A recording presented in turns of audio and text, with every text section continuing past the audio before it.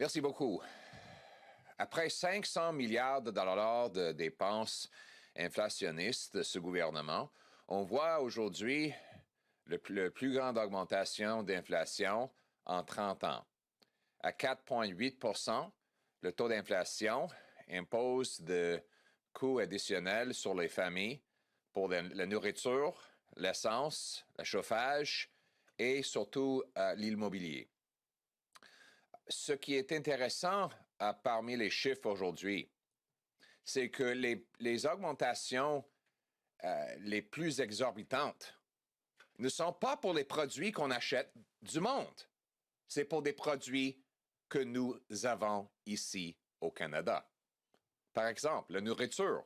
On voit une augmentation de 6 pour le poulet, de 12 pour le bœuf, de 20 pour le bacon. Nous produisons tous ces produits ici au Canada. Donc, nous ne devrions pas dépendre du reste du monde pour les chaînes d'approvisionnement. Le gaz naturel pour chauffer nos maisons, c'est produit ici au Canada. Nous avons ici au Canada 1300 milliards de pieds carrés de gaz naturel ici au Canada.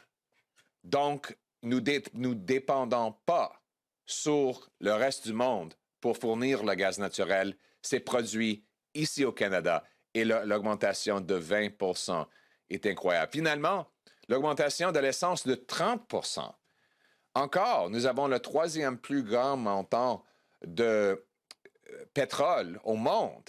Donc, c'est encore un produit domestique qui augmente. Finalement, l'immobilier. Évidemment, nos terrains sont ici. On ne les achète pas du reste du monde. Nos maisons ont été, la plupart de nos maisons sur le marché ont été construites avant le COVID.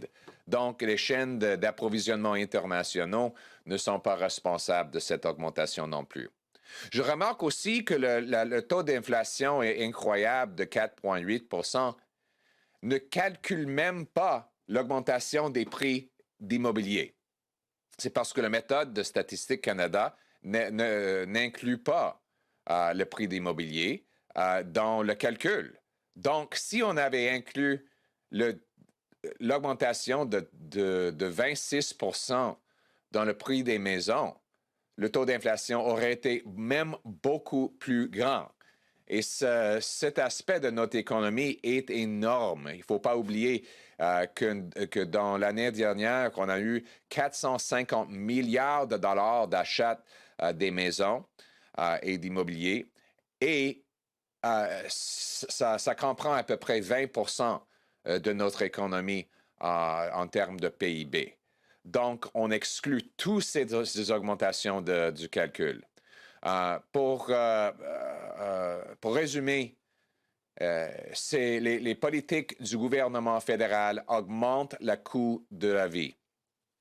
Et Justin Trudeau fait rien pour combattre l'inflation. Aujourd'hui, il doit annoncer un plan pour renverser l'augmentation dans le coût de vie que son gouvernement a causé auprès des Canadiens. Ce n'est pas assez de blâmer les autres pays.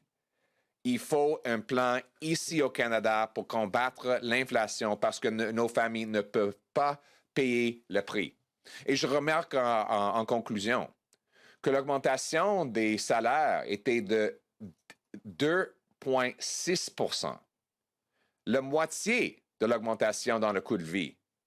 Ça veut dire qu'après on fait les ajustements pour l'inflation, les Canadiens ont eu une réduction de paie dans les 12 derniers mois.